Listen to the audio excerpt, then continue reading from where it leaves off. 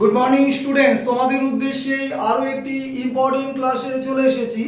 তো আজকের ক্লাসটা মূলত যারা আমার কাছে বেসিক ইংলিশ পড়ে তাদের জন্যই, কিন্তু যারা কম্পিটিটিভ ইংলিশ পড়তে আসে বা অফলাইনে পড়ে তাদের কাছেও ক্লাসটা সমান গুরুত্বপূর্ণ। চলো স্ক্রিনশটের জন্য কয়েক সেকেন্ড সময় দিচ্ছি।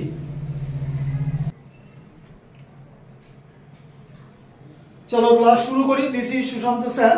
বিগিনার্সদের উদ্দেশ্যে ক্লাসটা মূলত দেওয়া, কারণ অনেকদিন ধরে রিকোয়েস্ট করছিলে যে কিভাবে ইংরেজিটা আমরা শুরু করব, ঠিক আছে, কোন টপিকটা আগে, কোনটা পরে, কোনটা তারপরে, এইভাবে করব। যাই হোক, তাদের উদ্দেশ্যে আজকে রোড ম্যাপটা দেওয়া। এবং আরও একটা ইম্পর্টেন্ট কথা বলে নে, স্ক্রিনশট জন্য তো আমি সময় দেই, অনেকে কি করে নোট ডাউন করে নেয়। নোট ডাউন করে নিয়ে ক্লোজ করে দিলে, নোট ডাউন করলে, ক্লোজ ডাউন করলে কোনো লাভ হবে না, কারণ আমার 28 ইয়ার্সের এক্সপিরিয়েন্সটা তোমাদের সকলের সাথে শেয়ার করছি, ঠিক আছে। ক্লাস দেখো, প্রথমে basic English number 1 parts of speech, noun থেকে ইন্টারজেকশন পর্যন্ত ডিটেলসে করানো হয়। 2 নম্বর টেন্স, 12টা টেন্স অলরেডি আমার ফেসবুক বা ইউটিউবে ক্লাস দেওয়া আছে, ঠিক আছে, বিশ্লেষণ ইন্ডিভিজুয়াল ক্লাসও দেওয়া আছে, দেখবে। 3 নম্বর ভয়েস চেঞ্জ, বিভিন্ন টেন্সের উপর ভয়েস চেঞ্জ রুলসের ক্লাস দেওয়া আছে। 4 নম্বর ন্যারেশন সেম।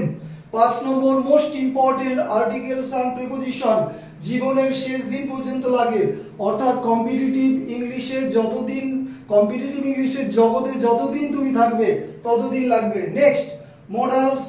আর 7 নম্বর হচ্ছে সাবজেক্ট ভার্ব এগ্রিমেন্ট, অসংখ্য রুলস আছে, পার্ট পার্ট করে শেখানো হয় উইথ এক্সাম্পল। এইবার দেখো চলে যাই কনসেপচুয়াল পার্ট, যেটাকে তোমরা গ্রামাটিক্যাল পার্ট বলো। মোস্ট ইম্পর্টেন্ট স্পটিং এরর্স, হ্যাঁ, তোমার রুলস ধরে ধরে বিশ্লেষণ করা হয় প্রতিটা ক্লাসে। Number 2 sentence improvement. Number 3 fill in the blanks, competitive ইংলিশে সবচেয়ে বেশি স্কোরিং পার্ট তুমি ধরতে পারো, হ্যাঁ। Number 4 sentence rearrangement. Number 5 conditional sentence. এইবার তুমি ডান দিকে চলে যাও, কি বলেছে, সিনোনিমস। 2 নম্বর অ্যান্টোনিমস, কি নাম দেওয়া, যেটা ভোকাব পার্ট বা ভোকাবুলারি পার্ট। 3 নম্বর ইডিয়মস ফ্রেজেস। 4 নম্বর ওয়ান ওয়ার্ড। 5 নম্বর প্রেফিক্স অবলিক সাফিক্স, ঠিক আছে। 6 নম্বর কালেকটিভ নাউন। 7 নম্বর হোমোফোন। 8 নম্বর স্পেলিং টেস্ট। আরেকটা লেখা হয়নি, তোমরা নোট ডাউন করে নেবে, ভেরি ভেরি ইম্পর্টেন্ট, সেটা হচ্ছে ফ্রেজাল ভার্ব বা গ্রুপ ভার্ব। এটা তোমরা ভোকাবুলারি পার্টে রাখতে পারো।